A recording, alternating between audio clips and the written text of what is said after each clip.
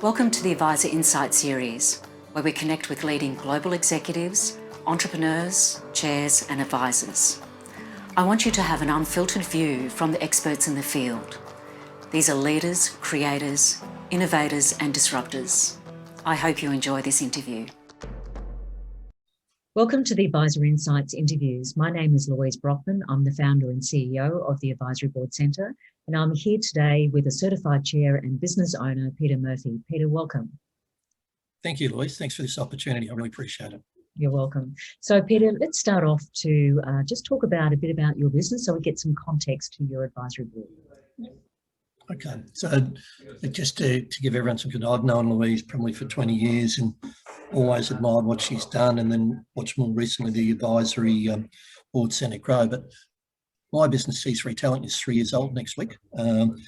Myself and my business partner, Kelly Howard, both have had a long history, 25 years each, in executive recruitment and higher end search, predominantly in the Brisbane market.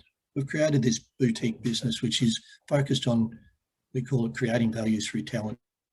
And it's really 3 areas we focus on. There's boards, there's executive and management, so it's not just C-suite roles, it's anyone who leads a team, general managers, site managers, operational managers, and then what we call corporate services. And that really covers finance and accounting, HR, digital and transformation, and some risk and compliance roles. So there's 6 of us in the business. We've undergone enormous growth of 50% this year, from 4 to 6 people. And part of that has been due to the advice we've got from Sean Steele, who's our chair. Great. And you are a certified chair yourself, but you wanted to build an advisory board for your own business. Tell me a bit about what was the trigger for that, and what's your advisory board structure there to help you with?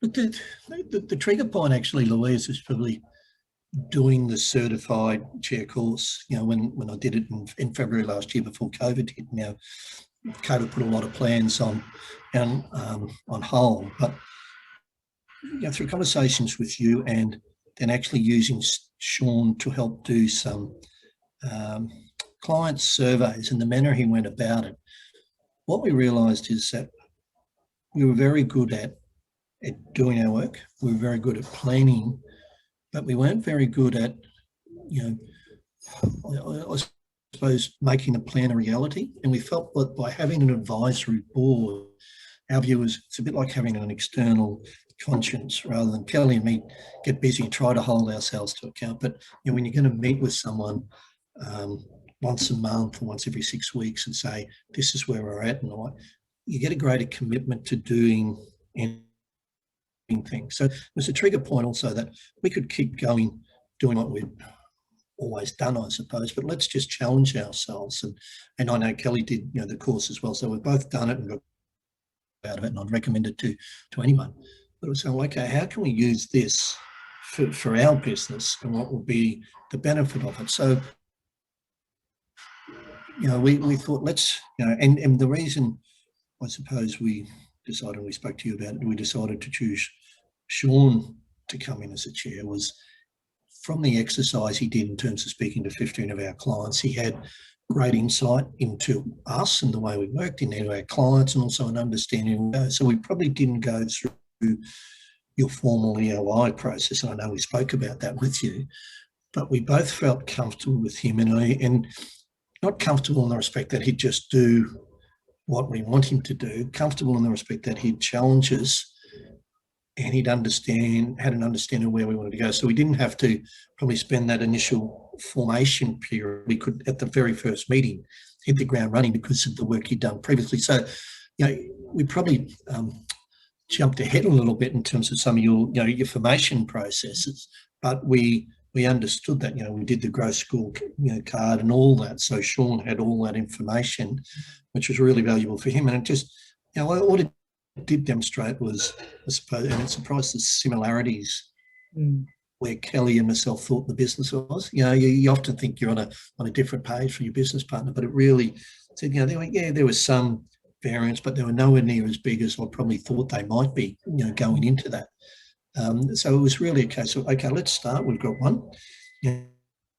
It's it's a commitment for a year. Let's see where we're at, at the end of that. But we've had 3 meetings today, and they've been really valuable. And particularly in the process at the moment, doing the plan for next year. Sean has that very structured OKR approach and break it down. And he's taken some of your 90-day plans and the quarters. So I feel like the best analogy is we're building a new house. We're getting the concrete and the foundations right. We're probably putting up some of the walls now. What will we put inside in terms of products, and where will we go? But he's helped us with our focus, because I think if you're not careful as a recruiter, you can end up trying to be all things to all people. And in the early stage growth of the business, we probably do any role we can. Now we're just focusing on those 3 key areas. It's a really interesting example, Peter, about the evolution of relationships. So you might have someone coming and doing a piece of work and then moving into an advisory board structure, a secondary relationship, but it's not at the same time, but it's an evolution on both sides of the equation for you as well as for the chair. Yeah, and it was interesting because I think, we'd had Sean do the great work in terms of the client survey, and it made us think about it. And I think I spoke to you about whether we were, I'm going to say, jumping the gun, going with Sean or the like. And, we decided that we both, liked his company, liked the way he thought. He had to understand the business. I remember we're sitting down having a lunch to thank him for the client survey work. And we just threw out the idea about, a chair. And because he'd been so involved with you for ages, he obviously understood it. And said to him, do you think it'd be a bad idea? He said, no, I think it'd be good. And we said, probably set it up a little bit where he couldn't say no. I think we said to what do you look for when you're take on chair? He goes, well, people I like, I think people who will do interesting things, and went through all this. And then we sat there at lunch, and I said to him, well, we're going to do the chair a role. We'd only have a chair, an advisory board. It'd be one person, be you, it'd be the chair. Would you be interested? And it was interesting. He sat back and went, and your heart thinks, and you think, oh, he's going to say no. And he goes, oh, I'm really focused. Yeah, no, I'd be really interested in that. And it's been really good, because, as you know, you've got some people, even if they do want to commit, don't have the time commitment. We weren't sure of that. But, it was certainly everything today has been the right for us. Absolutely. That's great. And you can see how it's a journey too. It evolves over time as meeting you where you are, and then bring you on that journey of making it formal when it's ready. Can I just ask, from as a business owner, Peter, what suggestions would you have, or tips for other business owners and organisations considering, whether an advisory board is right for them or not? Look, I think the advisory board is right for you if you're willing to change and challenge the status quo. If you just want